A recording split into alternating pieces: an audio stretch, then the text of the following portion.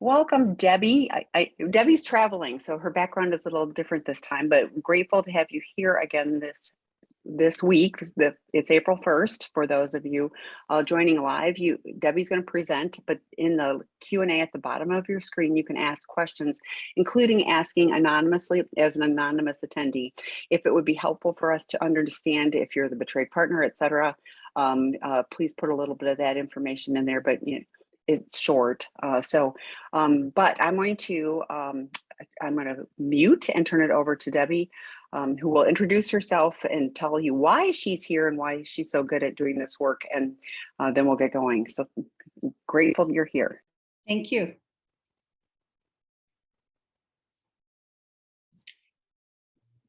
Like Tammy said, I am Debbie McRae, and I work at Family Strategies Counseling Center in Mesa, Arizona. I am one of the therapists who is involved in the sex addiction and betrayal recovery program. And I run groups and I see individuals. I'm also a certified sex addiction therapist. So this has been the area that I've worked in for the last 4 or 5 years now almost. And today what I thought we would work on is something that I've seen show up recently in my groups. I like to bring real life situations into my Friday webinar because I think it's so practical. And I hope that I will also give you some very practical tools as we talk about the shame that is experienced by the betrayed partner. So we're going to talk a little bit about that today. And then I'm going to give you a tool that we have our clients and those in our groups use to help manage that shame and to shift it to self-compassion. And I find that it's very effective in assisting in making that switch. When we think of shame in the addiction recovery world, oftentimes we assign the shame work to the addict because, as we know, oftentimes there's that negative belief that no one would love me if they really knew me, if they really knew what I was doing. And so a lot of the focus then on their recovery becomes understanding their shame, how it's contributed to their addiction cycle, and then helping teach them how to manage that and work out of it and replace the negative beliefs with the positive. Now, there's a lot of intense shame that comes along with their acting out. However, we oftentimes, because our focus is on that, we forget to recognize that the betrayed partners also have shame. Just recently in my group, one of the members asked to process something, and what she had experienced was seeing somebody in the lobby of our offices. Now, we see a variety of clients in our offices, not just sex addiction and betrayal recovery. We see the gamut from teens to children to anxiety and depression. But when she came into group that night, she needed to process the fact that someone saw her, and in her mind, they knew everything about her and why she was there, that there was going to be a lot of judgment. And with that group process that evening, the other women in the group helped her to finally recognize and understand that it was actually her shame that was coming up. And it was just wonderful to watch the whole group process shift it into that self-compassion. We have to recognize that when a betrayed partner has shame, it can be overwhelming, just like that participant in my group experienced that evening. And a lot of times, if we don't recognize that shame's a part of the betrayed partner's experience, we see that it gets in the way of their healing. And there's several ways that that shows up. One of the ways that it shows up is that they won't take the necessary steps to get the help they need and to reach out for the support. This is one of the biggest struggles that I see betrayed partners deal with, and it is, who do I share this with? Who do I turn to for support? Because their shame is such that they don't want a lot of people to know, and they want to be very careful about who they share it with. However, we find in the recovery process that the more people you have there for support, and we're talking healthy support, then the better you recover, the quicker you recover. And so shame can get in the way and stop us from doing that. It can also lower the betrayed partner's motivation to actually do the work and to progress and to move forward. We can get stuck in our shame, and it renders us powerless. So if we can identify it, recognize what it's attached to, and then we can figure out how to work through it and out of it. It can also sabotage the betrayed partner to love effectively. When I go into my shame, especially when I'm in communication with my addict partner, if my shame gets triggered, then it's going to show up as a fight, flight, or freeze response. And then it's going to create that disconnection that we often talk about. So that's how it can really get in the way of helping us to love effectively and to create connection. The other thing that it will do, it will undermine the betrayed partner's ability to do self-care and to exercise self-compassion. When I'm in shame, I can go into a shutdown. It will shut me down as well. So stepping into self-care, because I might be so critical of myself, really in judgment of myself. So therefore, I don't have a lot of compassion. And when I don't have compassion, then I don't see the reason for stepping into doing good things for myself. So those are some of the ways that shame can really get into the way and hinder the progress of the healing of the betrayed partner. Now, I want to share with you, before we get into how we get out of shame, I want to just share how it shows up, because I think it's always helpful for me to understand what it looks like, what it feels like, what I see, what I experience. So one of the first things, before I get into that, I want to just share with you, I love Brene Brown's definition of shame. She talks about it, and I always talk to my groups the difference between guilt and shame, right? Guilt is something that I believe is very adaptive and helpful. Guilt lets us know that our behaviors are not in alignment with our values. So there is going to be psychological discomfort. I'm going to recognize that somewhere it just doesn't feel congruent, and it's going to hopefully help me make changes in a positive direction. However, with shame, shame is an intensely painful feeling. And we get into this feeling when we start to believe that we are inherently flawed, that we are so deeply flawed that we are not worthy of connection with other people. Now, pair that with addiction and also with betrayal. And because of those experiences, we begin to believe that we have failed to do something. And therefore, we are unworthy as well of having the connection that we desire and that we want. So it's really important to understand that shame is a source of destruction. It is unhelpful. It leads us into behaviors that will not be the solution or the cure to the situations that we're in. And it creates disconnection, which can be dangerous. So if we understand that, then we can understand how to recognize it and then how to move out of it. So one of the first ways that I see shame show up is the partner begins questioning herself. She begins to question, if my husband did this acting out, or if there was infidelity, why do I feel so bad? What's wrong with me? Now, in some situations, when the addict is still in their own denial and they're not taking full accountability, they may place blame on the betrayed partner. So in that case, it really shifts the partner into her shame, and she begins to question and believe that somehow she's the reason for their partner acting out. So just be aware of that. And especially if you sense there's some blame on either side, whether it's the addict partner blaming you or you blaming yourself. I think the saying is, where there's blame, there's shame. And so that's a pretty good general rule. The next way that shame shows up with a betrayed partner is in a very intense body experience. We feel it on a very physical level. It is such a complex and a painful emotion that at times, because it's so full body and it washes over us, to me, when I think of shame, my experience with shame is it feels like a hot flushing throughout my whole body. And I feel super hot. And I do go into fight, flight, or freeze when I have that physical body sensation. And I want to run. That's my natural response with shame, is I want to get out of wherever I'm at. Remember that oftentimes when we have shame, it is so triggering that it feels like a trauma response. And we can actually have both at the same time. So we can pair them up and think about how intensely difficult it is to have shame and a trauma response at the same time.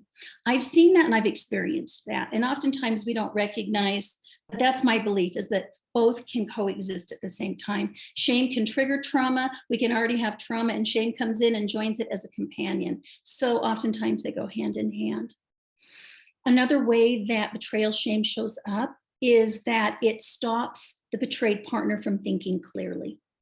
So remember, I just mentioned previously that when we get triggered and we're in our shame is triggered, we are no longer in the front part of our brain. So we're now in that limbic part of our brain. So we are in fight, flight, freeze, or a fawn response. So we can't go into logic or reasoning at all at that moment. So if we can recognize that, it's very difficult to think clearly. So it is impossible to explore and process all of the reasons why we are experiencing the shame in the moment. That's why it's really important that we recognize the self-care that we need to do in that moment to get regrounded. I know that Brene Brown does a lot of awareness regarding shame and how everybody understand that their shame shows up in a very individual manner. And I love that concept. How does it feel in your body? What do you notice? What is your response? Do you go into fight, flight, freeze, or fawn? So really understanding your shame so you can recognize when it's showing up. Or even when you are triggered and you're in those really intense emotions, checking in and seeing, gosh, is this shame? Am I in some of my shame messaging, which we're going to talk about in just a minute, because we start to question ourselves. And there's certain beliefs that go along with our shame. And in our work, we call it shame-based beliefs. And we start to identify those in order to shift them into compassionate thoughts.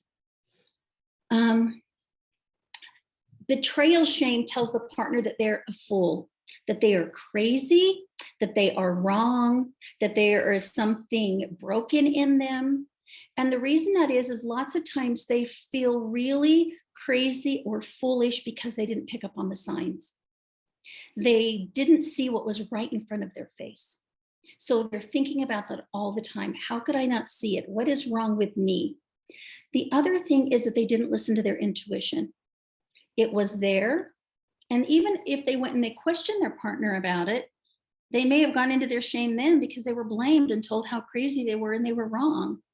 And so it's kind of a double-edged sword in this area, because sometimes you do see it and you did act on it, but you were told that what you were seeing wasn't really there. So oftentimes, because we've been fooled, we feel so much shame about it. Another thing that I'm going to add this one because it's not in my notes, but I do see shame show up and betrayal shame show up regarding the relationship and the status of the relationship. And by that, I mean those betrayed partners who choose to stay in the relationship can be shamed for staying. And sometimes we work through that in group. We literally will process the reasons why you stay in the relationship and learning to have compassion around that, because there's so many factors. And it's very hard to stay in that place of compassion for yourself in regards to staying in the relationship when you have outside voices telling you all the reasons why you shouldn't be in the relationship. So it's really important. We've been working really hard in boundaries in my groups right now, that you understand your boundaries. But before you do that, you've got to be out of your shame. You've got to understand all of the reasons why and be in this place of compassion. There's also shame in those whose relationships end. Whether it's because the betraying partner has chosen to go off with maybe their affair partner, or even it's the betrayed partner is deciding that they need to end the relationship. So there's a lot of shame in that, because again, we step into judgment and oftentimes it's supported by the judgment of others. So the status of our relationship can also bring betrayal shame as well. With betrayal shame, we do feel embarrassed. We do feel, I'm kind of back into that broken. We feel like we're at fault because somehow we trusted this person that we were supposed to love. And so we begin to blame ourselves and shame ourselves for being naive and for trusting that person that was doing everything they were doing to us. And again, it kind of ties back into the shame we talked about of how could I not see it? I'm such a fool. So again, we're having compounded shame. And then also we get angry, right? Our shame takes us into anger about ourselves because we couldn't see what was going on. And so it's almost like we turn our shame inward and we turn it on ourselves. So we've got to be aware of that as well. Shame can be very, very crippling. It is crippling because the partner oftentimes is really shamed about the fact that their partner chose to go into their addiction, to go watch pornography, to sexually act out, to have an affair partner. And so they get into a lot of this loop, I call it, of what was wrong with me. And so they're really picking apart themselves. They're picking apart every single fault they have, from the shape and size of their body to their own sexuality, to their abilities to be a mother, to be a partner, and it goes on and on. And so oftentimes they make themselves the reason why their partners have gone into their addiction. And it's their shame that helps drive them into do that. I think it distorts the betrayed partner's reality. And so when there's shame, it's really hard to have clarity. And so being able to understand what those shame messages are that we give ourselves is really, really important. So remember, shame is going to cause us to doubt everything about ourselves. So we're going to go in and we're going to start asking questions like, gosh, why am I not good enough? Or am I even good enough? Or, gosh, was I ever wanted by my partner? Or what did I do to make him not love me? Or did I even matter to him? Am I worthy of love? Can I ever be enough? Can I fix myself? I feel like I'm always going to be broken. So am I to blame? It can go on and on and on. So I call it the umbrella of shame is typically the good enough belief. Am I good enough? And most women, when they're in their shame, are questioning their value, their worth, and if they're good enough. So be aware of that. That's really important. Sometimes, and we've talked about this in group just recently, that betrayal shame will also cause the betrayed partner to carry the addict's shame. Meaning that sometimes when they see their addict partner in shame, what they will end up doing is they will try to help them manage it. Or they will try to give them ideas on what they need to do in their recovery to work through their shame. Or they won't share with their friends that they need support from. The betrayed partner won't share because they're afraid it'll throw their addict partner into shame. And so they need to be very aware of that. That came up as we were talking about Bill of Rights. And I mentioned that last time we met in our last webinar. And somebody spoke up and said, gosh, I just realized I've been carrying my partner's shame for I don't know how many years. And I just realized I have a right, don't I, not to carry that shame anymore? Absolutely. So be aware of that. If you're recognizing that your partner's in shame and you're trying to keep them out of it or help them through it, you might be helping them carry their shame as well. So remember, no one can heal the betrayed partner's shame. They have to do it themselves. On that same token, no one can heal the addict's shame. They have to do it themselves. But I want to talk for a few minutes about how the betrayed partner can start working on that, because it begins with love and compassion for themselves. It begins with creating a space where you can be grounded and begin to see the truth about yourself and the reality of your situation. The betrayed partner is never to blame for the addict's behaviors, for their acting out and whatever they've done. And it's very difficult to step out of that at times. And the betrayed partner should never feel shame over somebody else's hurtful behaviors. And so it's very hard sometimes to step out of that and look back. I've shared this previously, and I love this. For me, it's such a great visualization. It's kind of like if I'm up on a stage with my partner acting out these roles, and let's say we're both in our shame and we're acting out our parts, right? We're both stuck in it. We're playing these roles and going back and forth. So I tell my clients and those in my group, I want you to imagine that you're going to step off that stage, step out of that role, and go down off the stage and just sit in the audience and just watch what's going on. Become a compassionate observer. Just notice with compassion what's happening. And all you have to do is step out of judgment and just acknowledge that it's happening. Just notice. And it is such a great way to step out of our shame and go, okay, what's going on now? I'm stepping off the stage, I'm sitting down in the audience, and I'm just going to observe what's going on. So to me, that creates a little bit of that space to begin doing that healing. If I can step out of my own judgment, especially of myself, and I can step into a place of curiosity and into a place of observing, then I'm going to become more grounded, and I'm going to be able to then begin working on understanding those shame-based beliefs and reworking them and beginning to shift into that self-compassion that we talk about as part of the healing process for the betrayed partners. So one of the things that we use in our program is something called the Shame Prevention Plan. This was actually put together by Kim Buck, so I need to give her credit for this. I love this. I even use this not just with my clients who are working on addiction or betrayal recovery. I also use this with many, many clients because everybody has shame that they're dealing with. So I need to give you some terminology, and then I'm going to talk you through. We actually have a worksheet. If anybody needs the worksheet and would like a copy of it, they're welcome to reach out to me and I can provide that. But first of all, you need to understand that when we talk about activator, we are talking about something. It could be emotional, it could be environmental, it could be situational, and it could be sensory. It's a stimuli that occurs that elicits a trauma response.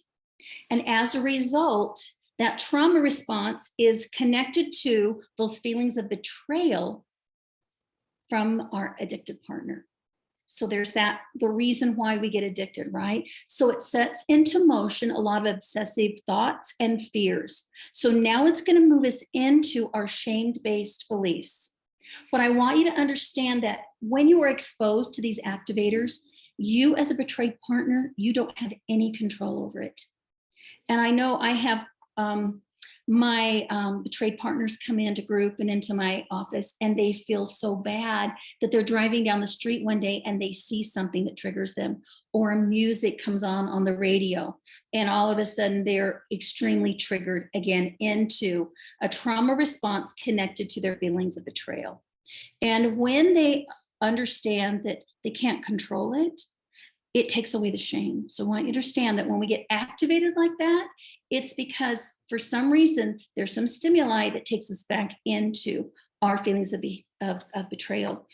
I call it the root of our trauma, right? So it's kind of like we get back into that because of the betrayal, and we don't have control over how we feel. So here's some examples. You might be watching a movie with your partner, and all of a sudden a scene comes on that might be sexually suggestive, and you get triggered. You might be looking through photo albums, and all of a sudden you see a wedding photo and you get triggered. You might be having a dream at night about your partner's acting out behaviors, and you can get activated. I should be saying activated, not triggered.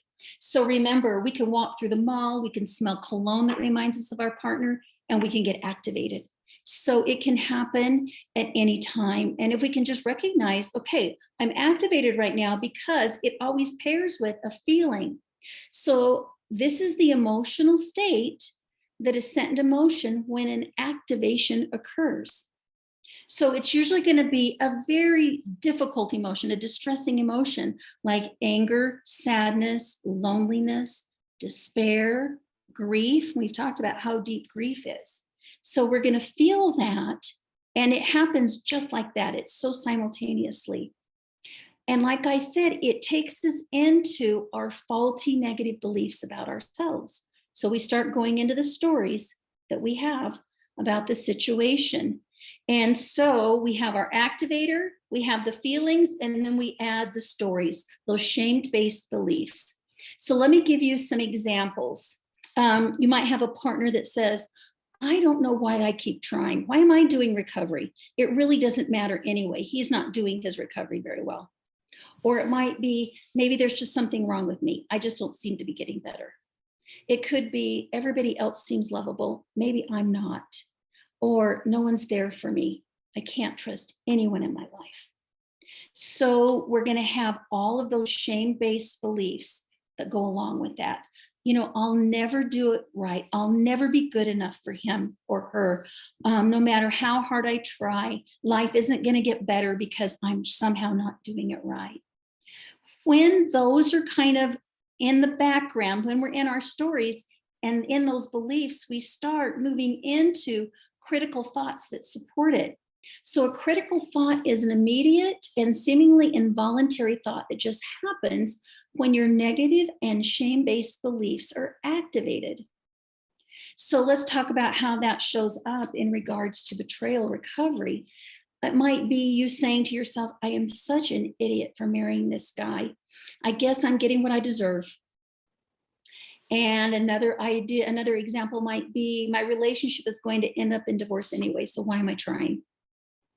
Or no one will ever be there for me. I'd rather just live alone than have to live where I'm at right now. Or if I hadn't been such a jerk to her yesterday, maybe she would still be sober. It's all my fault. And so when we recognize that we're into our shame-based beliefs and our critical thoughts, we need to learn to stop ourselves. It's a hard thing to do. I'm not going to lie. That was one of the first things that my therapist had me working on when I was working through my own betrayal recovery. And I didn't have all the knowledge that everybody has now regarding recovery and healing from betrayal.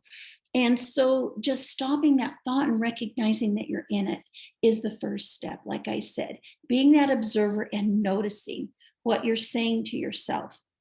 And then we're going to replace it with a compassionate thought. So a compassionate thought is a reframing of the critical thought into a healthier, more compassionate thought. So remember I talked about I shouldn't have married him. Well, let's replace that. I shouldn't have married him. I was just a fool for doing that. The compassionate thought for that would be, I married him because I felt that I should, and because I believed in him. His choices after we were married have nothing to do with me or my choice to marry him. Regarding why am I trying? My marriage is just going to end in divorce anyway. Well, that would be, even if my marriage ends in divorce, I know I'm doing all I can to make things work on my end. I can live with that, even though I'm going to be very sad. And then we talked a little bit about why am I staying in the marriage? And the compassionate thought would be, a good person tries to help and love an addict. I'm a person who loves deeply, and I'm not dumb for wanting my relationship and my family to last. And then lastly, about the man who's concerned that his actions somehow caused his partner to have a slip. The compassionate thought would be, even though I wish my interactions yesterday with my partner were healthier, her choice to act out is not about me and is not my fault. I can only own what is mine. And it takes work. I'm not going to lie. We have a whole teaching segment in our groups just on self-compassion, and we spend weeks on that. And it's so important to recognize that as a partner, as a betrayed partner, that you will experience shame, recognizing it when it comes up, and then having a tool. So what I do is I literally take all of those that I work with through a worksheet where they have to identify what was the activator, what it was, what are all the feelings and emotions, what's the situation, the event that they were in, the activators, the feelings that came up, and then what are the shame-based beliefs. Then at that point, I have them go through and I have them list all of their critical thoughts. So I say, go through and list every critical thought, get them all out of your head and out of your body. And then we go back and we work together on reframing that critical thought to that compassionate statement, that compassionate thought. And it's just amazing to watch these betrayed partners just kind of understand, right, just how all encompassing their own shame has been, and they weren't even aware of it. So I hope that some of the things that I've shared today are helpful. I hope that it is something that will help you to kind of stop and just notice without judgment, and be that compassionate observer as you move into shame, and just do something, to step out of it, recognize it, give yourself some space, lots of grace, and lots of self-compassion.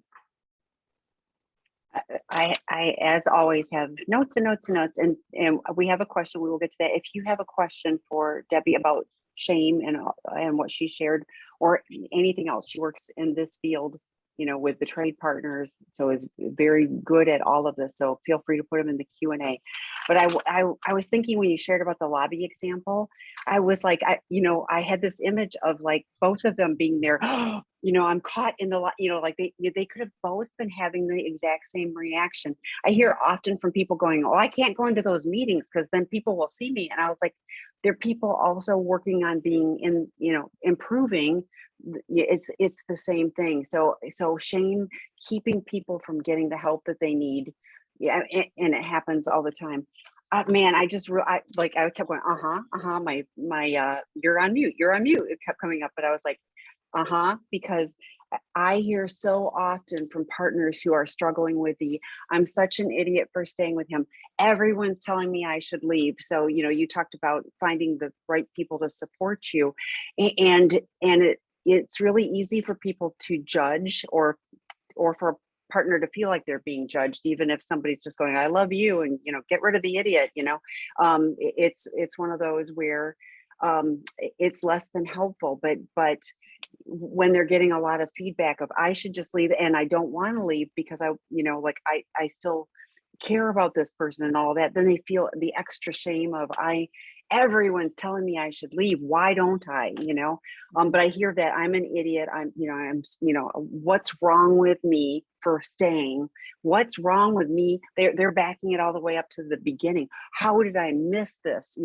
And taking all of the ownership of something that addicts are so good at hiding, gaslighting, manipulating, all of those things. So I'm typically doing you wanted to believe you're a trustworthy person. You believe that your partner was trustworthy. So of course this has happened, but it's got nothing to do with you. I love that you were sharing about the shame of staying or the shame of ending, because I hear often whether the ending happened to them, the addict betrayer left, or they choose it, there's the shame of that. So it's kind of like whether you stay or go, that can be a problem. The anger at ourselves, I hear that often from partners too, that they're so mad at themselves for not, for getting in the situation or not leaving. I like that you were talking about step off the stage. I thought that was such a great visual, and if we can get just that pause, to go, okay, I'm in this drama, and how can I step off the stage and view it, just from a little bit. You can be in the first row, but at least have that ability to view it versus being, continuing the drama. So much good stuff. But shame, I do think guilt can be motivating. We can go, okay, I don't want to feel like this, but the shame is debilitating. It's toxic for people. And you talked about the body work and the activators. And I thought, yeah, I know people that get activated, and it's the whole body, the physical, gut wrenching, and I know so many betrayed partners who struggle with autoimmune diseases and medical and physical issues. And it's, so learning to be self-compassionate, to have self-care, but even just being able to go, wait, rather than, getting sucked into the vortex, I think is such a powerful thing. So I really appreciate that you really unpack that and replace it. It isn't just like, oh, don't say that to yourself. It's like, instead of this, choose this, and I was like, I would have to have all these Post-it notes, of like, here's my new reframing message. I mean, I need visuals. If you saw my office, there's things stuck up everywhere, but I need those. I need to be able to refer back, so I remember the message that I'm looking to plant rather than the toxic message that I was listening to. So great stuff as always. Okay, we got bunches of questions. So, oh, this is a good one. Is shame ever deserved? I have been rejected by everyone in my life, parents, family, husband. He tells me after 40 years that he never loved me, nor did I earn his respect. Friends, therapists, even people in support groups have rejected me. So what else would it be? That's a powerful question. Very powerful question. And gosh, I wish you were in my office so we could really unpack that, because there's a lot to it. I'm going to answer that first question and then we'll start unpacking from there. I do not believe that shame is ever deserved. I think that shame is so destructive. And unfortunately, we are in relationships with people who shame us, and we don't recognize it as that. And it may start, in your case, from a very young age. And there might be a lot of shame messaging where all of a sudden our brain gets wired around, gosh, I'm just not good enough. I'm broken. I am flawed. Nobody could ever love me because I'm such a bad person, whatever it is. And I believe that that sets us up later on in life for experiencing that again and again and again. And typically, because I really work a lot with the brain, I believe that because our brain has that negative bias, if we have those experiences and we have them from an early age, our brain isn't mature enough. It doesn't critically think until we're between 8 and 10 years old. So we get all this information and we believe it as truth. And our brain wants to hold on to that information because it's got to keep us alive and keep us safe. And so the brain's going to notice all those times, right, where I'm not good enough, I'm broken, I'm flawed, no one could ever love you. And then also, if you're experiencing rejection along the way, it's going to pair with that as well. So I want you to know your husband of 40 years saying that he never loved you. I have heard that said often by partners. I believe it might be one way he's managing his shame. And I don't know him. So this is just kind of a general guess based on what I have seen in my practice. And that is that oftentimes, and I don't know your story, that's why I'd like to have you in my office and unpack this. If you lived in Arizona, that would be great. But unfortunately, I can't see you unless you're in Arizona, because I'd want to know a little more of the history. Maybe that he's got a lot of shame himself. And so oftentimes one of the ways we manage our shame is we project it out on somebody else. So what do I mean by that? I have a saying that I tell my clients: if you think it and you feel it, it's really about you, because something gets triggered inside of you and we go into a judgment. So that means whatever triggered me is really about me. And so oftentimes I'm very aware of when somebody wants to kind of tell me something about how I'm flawed, broken, not deserving, not good enough. I kind of stop and go, well, that's really giving me some insight about them. And so oftentimes this is just part of the addiction. It's part of the shame. It's part of the way they manage it. So that may be the case with your husband. It's unfortunate that you got it from your parents and your family. And again, is that family of origin work that you can do later on as part of your recovery from all the betrayal. In my office, that's what I would be doing later on after we got you through crisis and through that period of we've worked through the betrayal trauma. We may have to work on some of that later on to kind of help you. You also mentioned that you've had friends, therapists, and even people in your group have rejected you. And that makes me feel bad that you've experienced rejection. Nobody should experience rejection. And again, that would be something I would encourage you to go in if you're not seeing a therapist right now to work on that. Because rejection, to me, it's like abandonment. And to me, rejection, abandonment, and grief, they are the deepest emotions we experience. So to be rejected, that can really not only throw you into a shame spiral, but just into grief and into those feelings of rejection. So again, hopefully with a therapist's help, you can kind of separate the shame part out and then maybe look for the accountability part. What do I have control over? What is my role in this? Are there things I need to change? because you're just doing the best you know how to do right now. And maybe there is a better way. And I just need the help from a therapist or somebody who's very wise and is very healthy emotionally to guide me and give me other ideas on how to deal with that. I have found in my own life, and this is kind of one of my personal beliefs, is that I kind of attract the negative belief that I am experiencing. And what do I mean by that? Well, I have worked a lot on my shame and on the I'm not good enough. I mean, for years. And I remember going into my therapist one day and saying, am I ever going to get over this? Am I ever going to stop feeling like I'm not good enough? And she reminded me that I had come a long ways and that I was down getting to the very core of it all. And I remember that I would have experiences with people prior to this, prior to getting healed, where I felt like every time I turned around, I was feeling like I was a failure and I wasn't good enough. They really reinforced that messaging with me. Once I got to a place where I felt like, you know, I am good. I am human. I make mistakes, and that's okay. And then all of a sudden, I could sift out the people that gave me the shame messaging that I wasn't good enough. I was able to set better boundaries and kind of separate them from my life. And I also took accountability, like I said, for the things that I needed to do to change in me. So like I said, there's a lot of layers to this. There's a lot of unpacking to this. And I hope that I've kind of helped you a little bit and maybe given you some direction on what to do. I think I would step back and be that compassionate observer, like I talked about, and just notice when it shows up. Start with that. And then also go back to that messaging and keep reminding yourself that somebody shaming you and having shame is never deserved.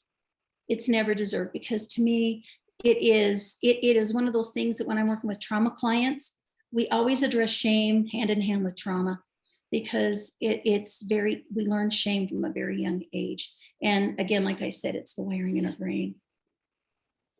I had the thought, and you've shared before, so I'm kind of telling your story, but you know, it's like if my needs are too much for one person, you know, I remember you sharing, I have this friend that was, you know, I have these friends that played different roles. So back to the stage, you know, I need this from this friend, because that friend can show up for me in that way. This friend can show up for me in that way, but one friend can't do it all. So I'm wondering if you can find a posse of people, you know, that can support you in a different and meaningful way, and that you can support, you know, as well. So that was my only thought with, I love what Debbie was sharing, but I was like, I wonder if, you know, if having the team and finding healthy people, which, you know, I mean, you've had so much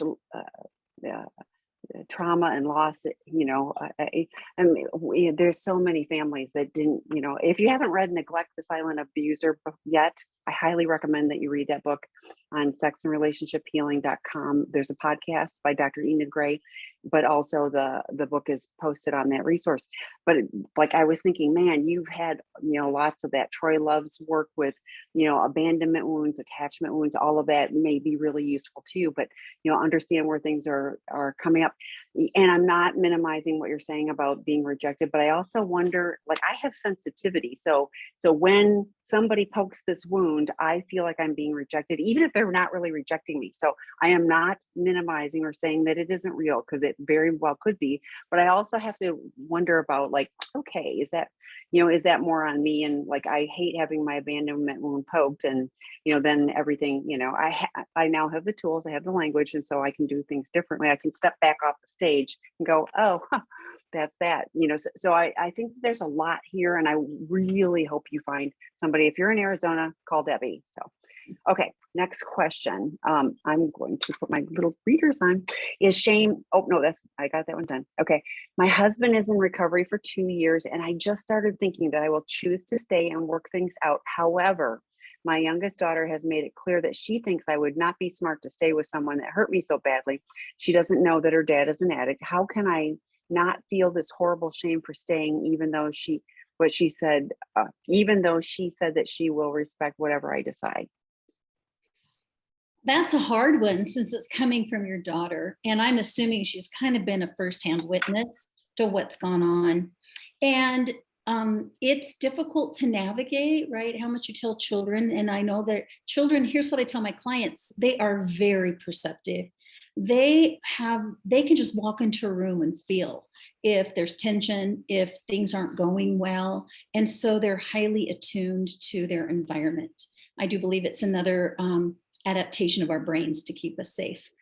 In this case, you might want to generally just sit down and just share with her, and maybe you already have, that, yeah, and just validate her feelings and emotions. I really like that. It doesn't mean you have to agree with her, but recognizing, what your daughter's feeling. Obviously, she really cares about you. That's one of the things I'm reading between the lines and guessing that she really cares for you. She loves you, and she's wanting to make sure that you're okay. So a lot of validation of that, I'm good. This is my choice. That your dad and I are working on this. If that's the truth, you've got to be very truthful. Kids are also very perceptive, and they can tell when you lie to them. So you've got to be as honest as you can. You don't have to share everything. It's got to be very appropriate, age appropriate, and content appropriate, and all of that. And I also want to commend you for not letting your daughter in on what her dad is going through and the fact that he has an addiction. I think that is something that, again, you have to be very careful on when you disclose it and how you disclose it. And I don't know the age of your daughter. I don't believe you mentioned that. And I think, so back to what I was saying, validate your daughter's feelings, letting her know that you're okay, letting her know that you're making your choices based on some things that you know that she's not aware of. And in this moment, that's the best choice for you, and it could change depending on circumstances, but for here and now, you feel good about it. You appreciate the fact that she's willing to support you, even though in her mind it would be better and maybe even easier for both of you, or even just you if you did leave. So that would just be where I would go with it if I were in that situation. That's what I tell my clients to do. And just sit down and see if you can get your daughter just to kind of talk and share how she's feeling. The more that can come out, the more then you'll know how to validate her feelings and emotions, and maybe give her the reassurance that you're okay. I love that. And clearly she's old enough to be aware of these things and have opinions. So, but having that, and validate, gosh, I'm so proud of you that you're such a caring person, like great stuff. So, okay. Oh, my SA husband left me. He blames me fully for the end of our marriage. Of course he does. It's easier that way. I struggle with wanting to be supportive of him and hear from him for some of my healing, but I don't feel safe. Each time we start to talk, he goes right into how I didn't love enough. I was too mean. He won't let mean people in his life. I was mostly reactive to his bullying me. I'm guilty of that. My question is there something I can shift in my mind to still be able to talk to him while he's blaming me? Well, you may not like my answer, and that is, I think that if he is blaming you and he gets into that pattern, which it sounds like based on your question, that's kind of his go-to, I would, in a very diplomatic, very grounded way, I would set a boundary. I would call for a timeout, or just tell him that you're willing to have a discussion with him and help him in his healing, or help you both in your healing, as long as blaming isn't part of it. So like I said earlier, where there's blame, there's shame. He's managing his shame this way by making it about you. When we're in our shame, right, and I'm making it about the other person, I don't have to take accountability or responsibility for my actions. That means I don't have to necessarily do the work I need to do, or have the self-awareness that I need to have, because I'm making it about the other person. So as best as you can, identify when you're in that negative cycle. And when you're in that negative cycle, you have to get out of it. And the way to do that is by setting a boundary. So come up with whatever way you can, and I'll give you some ideas right now. I love the broken record technique. Let's say he blames you for something, and you might just say to him something like, I understand that that's how you think, or I understand that's how you feel right now. However, I'm not willing to sit and take the blame for everything, and I need to end this conversation right now so that it doesn't get any worse for me. Or I just need to end this conversation right now and go take care of myself. So it's going to be difficult. You're going to have to figure out how to do it. And so again, that might be challenging because especially when you're experiencing rejection from him, check in with yourself and see, are you staying in the conversation with him and letting him put the blame on you to create connection, to feel connected in some way in the hopes of maybe this will help him work through his stuff. So he'll see, the way to heal, and that's not to walk away and to leave the relationship. So just be aware of that. And again, sometimes it's very difficult to sit as a betrayed partner and listen and hear, their perspective and what they're going through, and the fact that if they're blaming you, take accountability for it. You need to take accountability for and make the amends on that. And if that's not acceptable, then recognize that there might be a lot of shame, and that blame really is the work that your husband needs to do.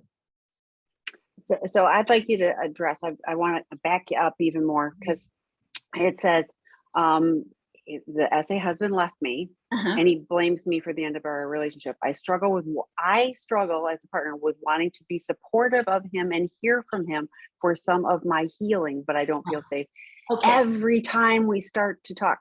So I'm kind of like, I'm questioning what would be useful in healing if I know that every single time I'm going to get blamed and shamed. So can you share on that? Sorry, and I can't see the questions today. My eyes. Oh, yeah, and the Q&A. Right. No, what? Here was, if I had you in my office, I would challenge you on needing him for your healing. I know in my experience and my betrayal, I had to do my healing on my own. And it is hard. I get that. There's not the same kind of closure. And so find a skilled therapist that can really help you on that. I happened to find one that was really good at that. And in my healing, it did not go side by side with my ex-husband's, and he was not a part of it. He couldn't be, because of the same reason, with the shame and the blame and all of that. So just be really aware of the fact that you've got to do your own healing. And sometimes our brain wants us to go back to the person who's created the injury, the attachment injury, to somehow repair the injury. And sometimes that person doesn't have the capacity to help us heal from that, that disruption in our attachment to them. So find a very skilled therapist that can help you work on that. Also a support group. I cannot tell you how wonderful support groups are, especially when, you don't have a partner that you're doing it with, and finding those really supportive, healthy people in your life that you can turn to. And again, I'm going to go back to, if you are in conversation with him and you are getting blamed for things, recognizing that, setting the appropriate boundary and stepping away. Yeah. To me, I would love to have you look at some separation. I just feel like every time you're going there, he's beating you up, emotionally. So you don't deserve that. You don't need that. So, okay. Next question. I saw a group online today that considers the scenario of being in a relationship with someone, for example, who betrays with pornography as an abusive relationship. This is the first I've heard of this type of perspective. What are your thoughts on this? I saw that too. And here's my thoughts on that. I come from it from an attachment perspective. And because it's an attachment perspective, I look at a variety of different things.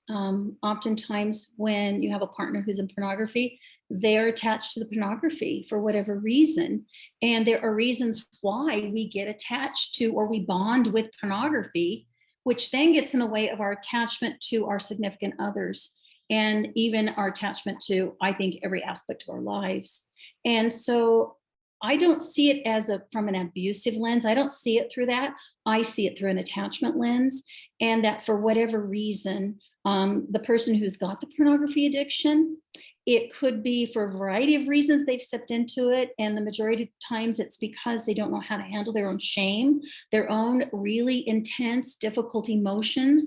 They've learned to turn to and bond with the pornography in order to be able to somehow manage or somehow adapt or cope, or to help them, however you want to say it, with the pain, the distress, the shame.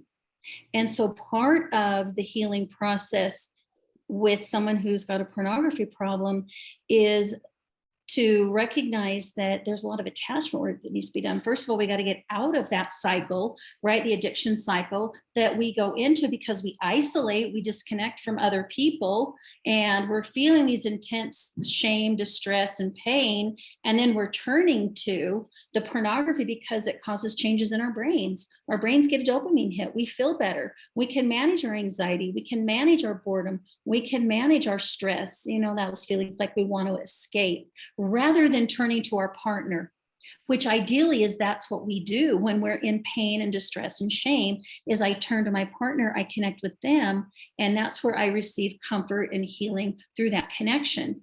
However, it becomes the pornography. I don't believe that somebody who does pornography, the majority of the time, they're doing it because they're abusive. It may feel abusive to the partner.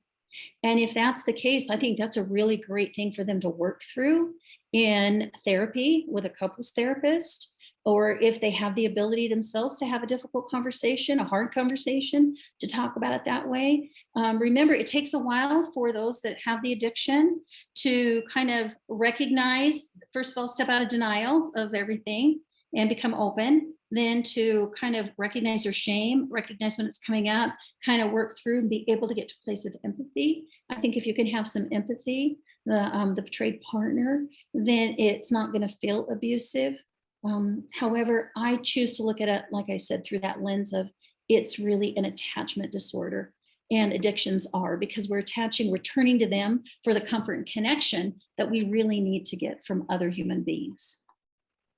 And I 100% agree with you. I think there's brokenness, but as soon as you go to you've abused me and I'm the victim, there's a power up, power down perspective, and it feels like it's an even bigger chasm to get across to work on any healing, because there's and that it's an intentionality about the person, whether porn addiction or sex addiction isn't about sex, just like alcoholism isn't about, gosh, this alcohol tastes so good, or it is the dopamine that you were talking about, Debbie. So that I talk to so many people, not just betrayed partners, but I talk to addicts now, many in tears that I can't believe that I keep doing this, despite negative consequences.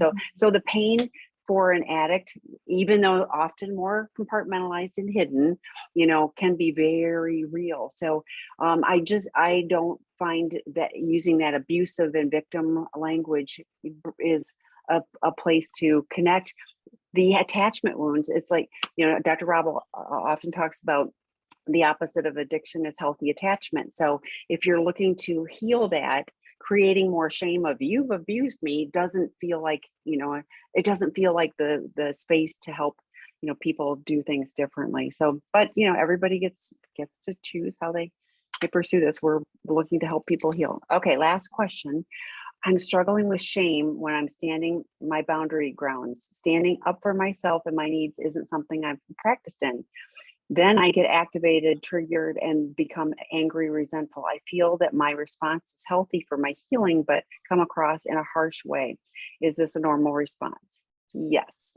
The answer is yes. And I'm going to tell you, I tell my groups this, especially when we're talking about boundaries. If you have a belief on some level, you still have that wiring in your brain of I'm not good enough, or some variation of that, setting boundaries is very difficult, especially when somebody is resistant to them, pushes against them, or ignores them. And I'm going to kind of you said you kind of get angry. Well, we call that fighting for connection. I really want you to understand that I'm putting these boundaries in place because I'm trying to create healthy connection. And whether you're ignoring them or pushing up against them or resisting them, ignoring them, it's going to make me angry because I really want to connect. So oftentimes when I put it and reframe it that way for my clients, then we can, work on a couple of different things there. One of them is working on healing that part of, I am good enough. I am deserving. I am valuable. I need to value what my needs are and my rights. And when I can stand firm in that, then I can set boundaries. And we just went through working in one of my groups this last week on what do you do when people resist your boundaries, and talking through all the different ways that you can approach that person when they're resisting your boundaries. But it boils down to that if I'm running that belief, I'm not good enough, the minute somebody pushes against me, I start to question myself. Or if they tell me I'm crazy or I'm wrong in doing that, then I go back into, oh, maybe I'm not, maybe I'm crazy. So it's really important to fix that part of it. And then just to learn if, they're not listening to your boundaries, love the broken record technique. That's where you kind of just validate that you heard what they said, use the word however, and then restate your boundary. And you just do that as many times as you need. And I'll end on a really fun story. The other day, my daughter, my married daughter was over with one of her married friends, and I'm walking through the kitchen and she goes, Mom, I need you to come over and I need you to share that thing that you use the word however in. And I go, the broken record? She goes, yes. And I said, well, you validate what you heard the person say, you use the word however, and then you restate your boundary. And once I said that to her, she turned to her friend and she goes, it works every time I use it with my husband. That is awesome. Well, and I want to tag on with the healthy boundaries are not punitive. It's not, I'm not trying to cause you harm. It's about my safety. I believe I have enough worth. I believe in our relationship. I want us to have a different, this isn't working. So I'm setting these so that we can start to do things differently. Because, Lord knows that doing the same thing that over and over and over again, it hasn't worked. I mean, thank you for being here, but that's why you're here is, something's not working right. So how can we do things differently? And Debbie, thank you again for giving us tools to do things differently. So I'll see you in 2 weeks. Matt will be on next week, but come back and join us. This and all the other great resources on sexandrelationshiphealing.com. So thanks everybody. Bye-bye.